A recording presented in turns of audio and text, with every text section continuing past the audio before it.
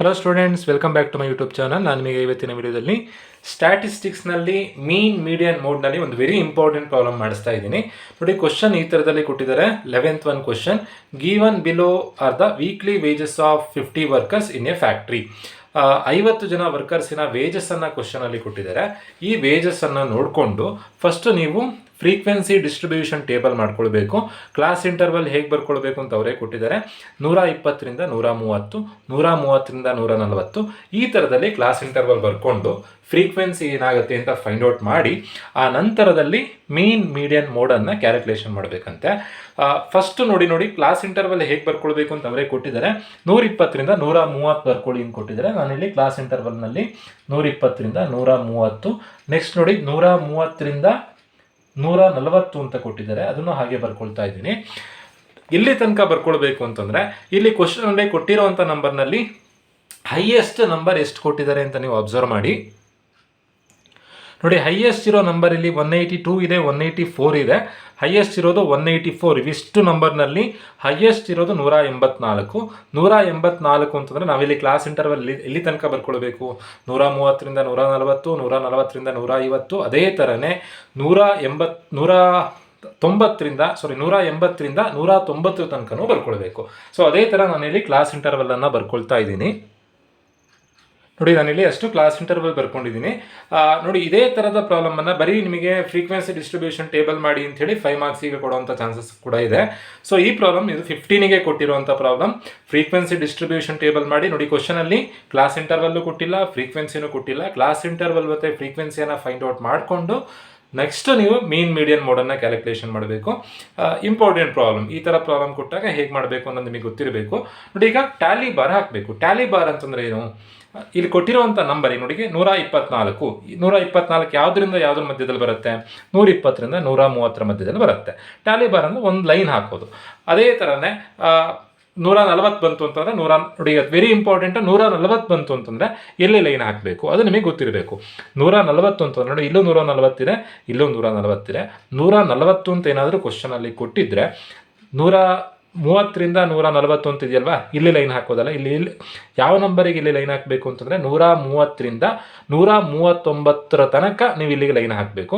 140 ಅಂತ ಕೊಟ್ಟರೆ 140 to 150 ಇಲ್ಲಿಗೆ ಲೈನ್ ಹಾಕಬೇಕು.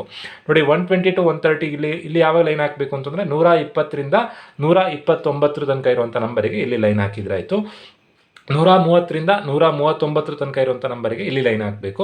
ಅದು ಹೇಗೆ ಅಂತ ನಾನು ತಿಳಿಸ್ತೀನಿ. ಈಗ 120 ಅಂತ ಕೊಟ್ಟಿದ್ದಾರೆ. ಸೊ 120 to 130 ಮಧ್ಯದಲ್ಲಿ ಬರುತ್ತೆ. ಸೊ ಇಲ್ಲಿಗೊಂದು ಟ್ಯಾಲಿ ಬಾರ್, ಒಂದು ಗೆರೆ ಹಾಕೋದು. ನೆಕ್ಸ್ಟ್ 124 ಇದೆ, 124 ಇಲ್ಲೇ ಬರುತ್ತೆ, ಇನ್ನೊಂದು ಲೈನ್. ನೆಕ್ಸ್ಟ್ 135 ಇದೆ, 135 130ರಿಂದ 140 ಮಧ್ಯದಲ್ಲಿ ಬರುತ್ತೆ. ನೆಕ್ಸ್ಟ್ 138, ನೆಕ್ಸ್ಟ್ ಇರೋದು 126, ನೆಕ್ಸ್ಟ್ ಇರೋದು 142, ನೆಕ್ಸ್ಟ್ ಇರೋದು 123, ನೆಕ್ಸ್ಟ್ ಇರೋದು 123 ಆದಮೇಲೆ 152, ನೆಕ್ಸ್ಟ್ 132, 152 ಆದಮೇಲೆ 132, ನೆಕ್ಸ್ಟ್ 155, ನೆಕ್ಸ್ಟ್ ಇರೋದು 182, 180ರಿಂದ 190 ಮಧ್ಯದಲ್ಲಿ 182 ಬರುತ್ತೆ. 156, ನೆಕ್ಸ್ಟ್ 136, ನೆಕ್ಸ್ಟ್ 138. ನೋಡಿ, 136 ಇಲ್ಲಿ ಬಂದಿತ್ತು, 138 ಅಂತಂದಾಗ ನಾನಿಲ್ಲಿ 5ನೇ ಗೆರೆ ಹಾಕಬೇಕಾದ್ರೆ ಇದ್ರ ಮೇಲೆ ಹೀಗೆ ಕ್ರಾಸ್ ಮಾಡಿದ್ರೆ ಆಯಿತು. ಅಲ್ಲಿಗೆ 5 ನಂಬರ್ ಆಯಿತು ಅಂತ ಅರ್ಥ. ನೆನ್ಪಿಟ್ಕೊಳ್ಳಿ, 4 ಆದಮೇಲೆ 5ನೇ ನಂಬರ್ ಹೀಗೆ ಕ್ರಾಸ್ ಮಾಡಬೇಕು. ಅದಕ್ಕೆ ಟ್ಯಾಲಿ ಬಾರ್ ಅಂತ ಅಂತೀವಿ. 4 ಆದಮೇಲೆ 5ನೇ ಬಾರಿಗೆ ಈಗ ಅಡ್ಡ ಹಾಕಬೇಕು. ಅಲ್ಲಿಗೆ 5ರದ್ದು ಒಂದು ಗ್ರೂಪ್ ಆಯಿತು ಅಂತ ಅರ್ಥ. ಸೊ ನಾವೀಗ ಮಾಡಿರೋವಂಥದ್ದು 138 ಆಯಿತು. ನೆಕ್ಸ್ಟ್ ಇರೋದು 170. ನೋಡಿ, 170 ಅಂದರೆ 160ಇಂದ 169 ತನಕ ಇಲ್ಲಿ ನಂಬರ್ ಹಾಕಬೇಕು. 170 ನೀವು ಇಲ್ಲಿ ಕನ್ಸಿಡರ್ ಮಾಡಬೇಕು.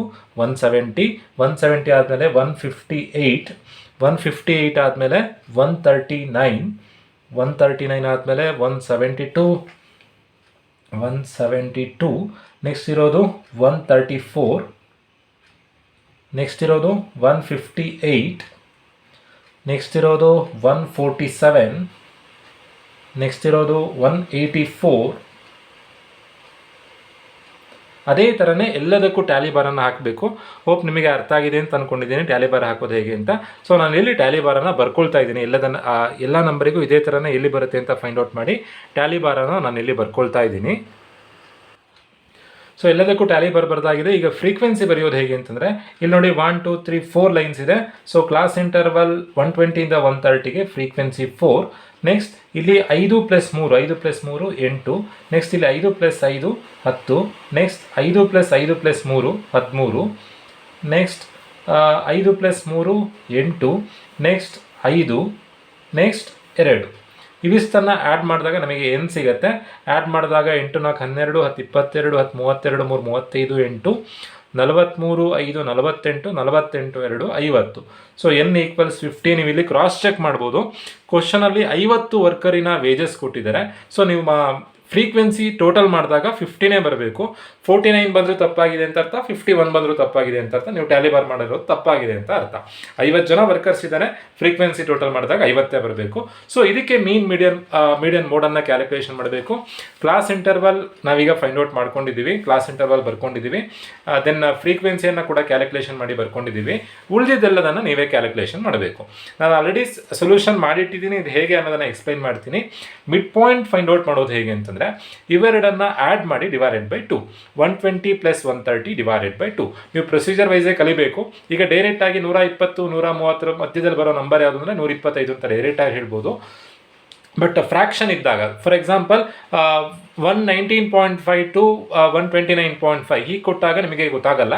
ಸೊ ಹಾಗಾಗಿ ನೀವು ಪ್ರೊಸೀಜರ್ ವೈಸೇ ಕಲಿಬೇಕು. ಪ್ರೊಸೀಜರ್ ವೈಸ್ ಹೇಗೆ ಅಂತಂದರೆ ಎರಡೂ ನಂಬರನ್ನು ಆ್ಯಡ್ ಮಾಡಿ /2 ಮಾಡಿದಾಗ ಮಿಡ್ ಪಾಯಿಂಟ್ ಸಿಗುತ್ತೆ. ಎಲ್ಲದನ್ನು ಅದೇ ಥರ ಮಾಡುವಂಥ ಅವಶ್ಯಕತೆ ಇಲ್ಲ. ಫಸ್ಟು 125 ಬರೀರಿ. ಇವೆರಡರ ಡಿಫ್ರೆನ್ಸ್ ಎಷ್ಟಿದೆ? 10 ಇದೆ. 10 ಆ್ಯಡ್ ಮಾಡ್ತಾ ಹೋದ್ರಾಯಿತು. 135 145 155 ಅಲ್ಲಿಗೆ ಮಿಡ್ ಪಾಯಿಂಟ್ ಸಿಗುತ್ತೆ. FM ಫೈಂಡ್ ಔಟ್ ಮಾಡೋದು ಹೇಗೆ ಅಂತಂದರೆ ಎಫ್ ನಾವೀಗ ಸೊಲ್ಯೂಷನಲ್ಲಿ ಟ್ಯಾಲಿ ಬಾರ್ ಮಾಡಿ ಬರ್ಕೊಂಡಿದ್ದೀವಿ. ದೆನ್ ಮಿಡ್ ಪಾಯಿಂಟ್ ಕೂಡ ಬರ್ಕೊಂಡಿದ್ದೀವಿ. ಎಫ್ ಮತ್ತು ಎಮ್ ಅನ್ನು ಮಲ್ಟಿಪ್ಲೈ ಮಾಡಿದ್ರೆ ಆಯಿತು. 4 × 125 8 × 135 10 × 145 13 × 155 ಮಲ್ಟಿಪ್ಲೈ ಮಾಡಿದಾಗ FM ಸಿಗುತ್ತೆ. CF ಕ್ಯಾಲ್ಕುಲೇಷನ್ ಮಾಡೋದು ಹೇಗೆ ಅಂತಂದರೆ ಫ್ರೀಕ್ವೆನ್ಸಿಯನ್ನು ಫಸ್ಟ್ ಇರೋ ನಂಬರನ್ನು ಹಾಗೆ ಬರ್ಕೊಳ್ಬೇಕು. 4 ಹಾಗೆ ಬರ್ಕೊಂಡು ಆ್ಯಡ್ ಮಾಡ್ತಾ ಹೋದ್ರೆ ಆಯಿತು. 4 + 8 12 12 + 10 22 22 + 13 35 35 + 8 43 43 + 5 48 48 + 2 50. ಯಾವಾಗಲೂ CFನ ಲಾಸ್ಟ್ ನಂಬರು ಎನ್ನಿಗೆ ಈಕ್ವಲ್ ಆಗಿರಬೇಕು. ಈಕ್ವಲ್ ಆಗಿದ್ದರೆ ನೀವು ಮಾಡಿರುವಂಥ ಸರಿಯಾಗಿದೆ ಅಂತ. ಈಗ ಮೀನ್ ಕ್ಯಾಲ್ಕುಲೇಷನ್ ಮಾಡೋದು ಹೇಗೆ? ಫಾರ್ಮುಲಾ ಏನು? σFM / n. σFM ಅಂತಂದರೆ ಎಫ್ಎಮ್ಮಿನ ಟೋಟಲ್ ಮಾಡಿ ನೀವು ಬರ್ಕೊಳ್ಬೇಕು. ಎಫ್ಎಮ್ಮಿನ ಟೋಟಲ್ 7610 ಇದೆ. /n ಅಂತಂದರೆ ಫ್ರೀಕ್ವೆನ್ಸಿಯ ಟೋಟಲ್ 50 ಇದೆ. ಜಸ್ಟ್ ಡಿವೈಡ್ ಮಾಡಿದ್ರೆ ನಿಮಗೆ ಮೀನ್ ಸಿಗುತ್ತೆ 7610 / 50. So the answer is 7610 / 50. Answer 152.2 ಬರುತ್ತೆ. ಅಲ್ಲಿಗೆ ಮೀನ್ ಕ್ಯಾಲ್ಕುಲೇಷನ್ ಮಾಡಿ ಆಯಿತು. ಮೀಡಿಯನ್ ಕ್ಯಾಲ್ಕುಲೇಷನ್ ಮಾಡೋದು ಹೇಗೆ ಅಂತಂದರೆ ಫಸ್ಟು ಮೀಡಿಯನ್ ಕ್ಯಾಲ್ಕುಲೇಷನ್ ಮಾಡೋದಕ್ಕಿಂತ ಮುಂಚೆ n /2 ಮಾಡಬೇಕು. n ಎಷ್ಟಿದೆ? 50 ಇದೆ. 50 / 2 50 / 2 ಮಾಡಿದಾಗ n/2 ಫಸ್ಟ್ ಮಾಡ್ಕೊಳ್ಬೇಕು. 50 / 2 ಆನ್ಸರ್ ಈಸ್ 25. ಯಾವಾಗಲೂ ಮೀಡಿಯನ್ ಕ್ಯಾಲ್ಕುಲೇಷನ್ ಮಾಡಬೇಕಾದ್ರೆ CF ಕಾಲಮನ್ನು ನೋಡಬೇಕು. 25ಗಿಂತ ಜಾಸ್ತಿ ಎಲ್ಲಿದೆಯೋ ಅಲ್ಲಿಗೆ ಒಂದು ಮಾರ್ಕ್ ಮಾಡ್ಕೊಳ್ಬೇಕು. ನೋಡಿ ಇಲ್ಲಿ 25ಗಿಂತ ಜಾಸ್ತಿ ಇಲ್ಲ, 25ಗಿಂತ ಜಾಸ್ತಿ ಇಲ್ಲ, 25ಗಿಂತ ಜಾಸ್ತಿ ಇಲ್ಲ, 25ಗಿಂತ ಇಮಿಡಿಯೇಟ್ ಜಾಸ್ತಿ ಇರೋದು 35. ಸೊ ಅಲ್ಲಿಗೊಂದು ಮಾರ್ಕ್ ಮಾಡ್ಕೊಳ್ತಾ ಇದ್ದೀನಿ. ಸೊ ಇದನ್ನು ಬೇಸ್ ಆಗಿಟ್ಕೊಂಡು ನಾವೀಗ ಮೀಡಿಯನನ್ನು ಕ್ಯಾಲ್ಕುಲೇಷನ್ ಮಾಡಬೇಕು. ಫಸ್ಟು ಮಾರ್ಕ್ ಮಾಡ್ಕೊಂಡಿರೋಂಥ ರೀಜನ್ನಲ್ಲಿ ಕ್ಲಾಸ್ ಇಂಟರ್ವಲ್ ಎಷ್ಟಿದೆ? 150 to 160 ಇದೆ. ಇದರಲ್ಲಿ ಲೋಯೆಸ್ಟ್ ಯಾವುದು? 150. ಸೊ ಅಂತಂದರೆ ಲೋಯೆಸ್ಟ್ ಕ್ಲಾಸ್ ಇಂಟರ್ವಲ್. n/2 ಅಂತಂದರೆ ಆಲ್ರೆಡಿ ಮಾಡ್ಕೊಂಡಿದ್ದೀವಿ 50 / 2. n/2 ಅಂತಂದರೆ 25 ಮೈನಸ್ CF ಅಂತಂದರೆ ಹಿಂದಿನ ಕ್ಯುಮ್ಯುಲೇಟಿವ್ ಫ್ರೀಕ್ವೆನ್ಸಿ 22 ಇದೆ.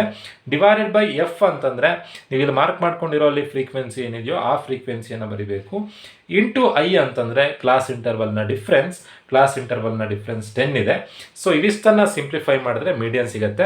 ಫಸ್ಟ್ ಮೈನಸ್ ಮಾಡಿ, ಡಿವೈಡ್ ಮಾಡಿ, ಇಂಟು ಮಾಡಿ, ಲಾಸ್ಟಿಗೆ 150 ಆ್ಯಡ್ ಮಾಡಬೇಕು. 25 - 22 / 13 into 10 plus 150. So the answer is 152.30. So ಅಲ್ಲಿಗೆ ಮೀಡಿಯನ್ ಕ್ಯಾಲ್ಕುಲೇಷನ್ ಮಾಡಿ ಆಯಿತು. ಇದೇ ಥರನೇ ಮೋಡ್ ಕ್ಯಾಲ್ಕುಲೇಷನ್ ಮಾಡಿದರೆ ಸೊಲ್ಯೂಷನ್ ಮುಗಿಯುತ್ತೆ. ಮೋಡ್ ಕ್ಯಾಲ್ಕುಲೇಷನ್ ಮಾಡೋದು ಹೇಗೆ? ಮೋಡಿನ ಫಾರ್ಮುಲಾ ಏನು? L plus delta 1 divided by delta 1 plus delta 2 into I. Mode calculation ಮಾಡಬೇಕಾದ್ರೆ ಹೈಯೆಸ್ಟ್ ಫ್ರೀಕ್ವೆನ್ಸಿ ನೋಡಿ, ಮೀಡಿಯನ್ ಕ್ಯಾಲ್ಕುಲೇಷನ್ ಮಾಡಬೇಕಾದ್ರೆ CF ಕಾಲಮ್ ನೋಡಬೇಕು, ಮೋಡ್ ಕ್ಯಾಲ್ಕುಲೇಷನ್ ಮಾಡಬೇಕಾದ್ರೆ F ಕಾಲಮ್ ನೋಡಬೇಕು. ಹೈಯೆಸ್ಟ್ ಫ್ರೀಕ್ವೆನ್ಸಿ ಏನಿದೆಯೋ ಅದಕ್ಕೆ ಮಾರ್ಕ್ ಮಾಡಬೇಕು. ಹೈಯೆಸ್ಟ್ ಫ್ರೀಕ್ವೆನ್ಸಿ 30 ಇದೆ. So delta 1 delta 2 find out ಮಾಡೋದು ಹೇಗೆ ಅಂತಂದರೆ, ಹೈಯೆಸ್ಟ್ ಫ್ರೀಕ್ವೆನ್ಸಿಯಿಂದ ಹಿಂದಿನ ಫ್ರೀಕ್ವೆನ್ಸಿಯನ್ನು ಕಳೆದಾಗ ಡೆಲ್ಟಾ 1 ಬರುತ್ತೆ. 13ರಲ್ಲಿ 10 ಕಳೆದ್ರೆ 13 - 10 3. ಸೊ ಡೆಲ್ಟಾ 1 ಎಷ್ಟು ಅಂತಂದರೆ 3. ಹೇಗೆ ಬಂತು ಡೆಲ್ಟಾ 1 ಹೇಗೆ ಬರುತ್ತೆ? ಹೈಯೆಸ್ಟ್ ಫ್ರೀಕ್ವೆನ್ಸಿಯಿಂದ ಪ್ರೀವಿಯಸ್ ಫ್ರೀಕ್ವೆನ್ಸಿಯನ್ನು ಕಳಿಬೇಕು. ಡೆಲ್ಟಾ 2 ಫೈಂಡ್ ಔಟ್ ಮಾಡೋದು ಹೇಗೆ? Highest ಫ್ರೀಕ್ವೆನ್ಸಿಯಿಂದ next ಫ್ರೀಕ್ವೆನ್ಸಿಯನ್ನು ಕಳಿಬೇಕು. 13ರಲ್ಲಿ 8 ಕಳೆದ್ರೆ ಆನ್ಸರ್ 13 - 8 5. ಸೊ ಈ ಥರದಲ್ಲಿ ಡೆಲ್ಟಾ 1 ಮತ್ತು ಡೆಲ್ಟಾ 2 ಅನ್ನು ಕ್ಯಾಲ್ಕುಲೇಷನ್ ಮಾಡ್ಕೊಳ್ಬೇಕು. ದೆನ್ ಮೋಡ್ ಕ್ಯಾಲ್ಕುಲೇಷನ್ ಹೇಗೆ ಅಂತಂದರೆ, ನೀವು ಮಾರ್ಕ್ ಮಾಡ್ಕೊಂಡಿರುವಂಥ ಹೈಯೆಸ್ಟ್ ಫ್ರೀಕ್ವೆನ್ಸಿಯಲ್ಲಿ ಲೋಯೆಸ್ಟ್ ಕ್ಲಾಸ್ ಇಂಟರ್ವಲ್ ಯಾವುದು? 150 ಪ್ಲಸ್ ಡೆಲ್ಟಾ 1 ಆಲ್ರೆಡಿ ನಾವು ಫೈಂಡ್ ಔಟ್ ಮಾಡಿದ್ದೀವಿ 3 divided by delta 1 plus delta 2. Delta 1 3, delta 2 5 into I ಅಂತಂದರೆ ಕ್ಲಾಸ್ ಇಂಟರ್ವಲ್ನ ಡಿಫ್ರೆನ್ಸ್ 10 ಇದೆ. ಸೊ ಇಷ್ಟನ್ನು ಸಿಂಪ್ಲಿಫೈ ಮಾಡಿದಾಗ ನಮಗೆ ಮೋಡ್ ಸಿಗುತ್ತೆ. ಫಸ್ಟ್ ಬೇಕಾದರೆ ಇದನ್ನು ಸಿಂಪ್ಲಿಫೈ ಮಾಡ್ಕೊಳ್ಳೋಣ. 3 + 5 ಅಂದರೆ 8 ಆಗುತ್ತೆ. ಇಷ್ಟನ್ನು ಒಟ್ಟಿಗೆ ಸಿಂಪ್ಲಿಫೈ ಮಾಡೋದು ಹೇಗೆ ಅಂದರೆ, ಫಸ್ಟ್ ಡಿವೈಡ್ ಮಾಡಿ ಇಂಟು ಮಾಡಿ ಮತ್ತೆ 150 ಆ್ಯಡ್ ಮಾಡಬೇಕು. 3 divided by 8 into 10 plus 150. The answer is 153.75.